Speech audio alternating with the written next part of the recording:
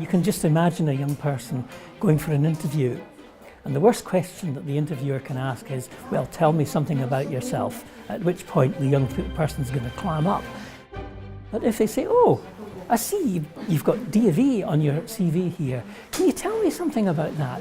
Then they can start talking about it.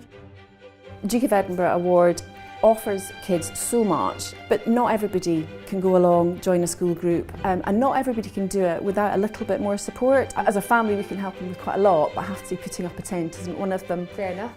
There's poverty of material things like food, school books, clothing, but also it's about poverty of opportunity. These are real young people putting up real tents that are going to be used on expeditions. In fact, they've probably already been used on a number of expeditions this year. Friends of the Award was created 20 years ago by myself when I was manager of the Duke of Edinburgh's Award unit in the City of Edinburgh.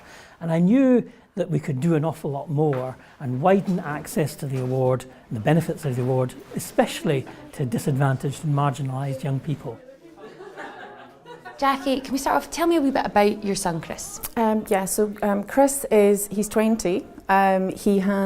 He's been diagnosed autistic spectrum disorder, and he also has a language disorder. We've always been really keen for him to do the same as everybody else, have as many opportunities. The Duke of Edinburgh Award, obviously, a lot of people at school were doing it, so he was quite keen to do it, but didn't get a place at school. So then, he has managed to achieve his awards, though? He has, yes. We were at the Palace at the beginning of July. Amazing. Is that his gold award? So he's worked his way through all the levels? He has. That's incredible. For his silver, the presentation, we went along to the AGM, and again, this is a guy who doesn't like talking, doesn't like presenting. It's not something he's ever had to do.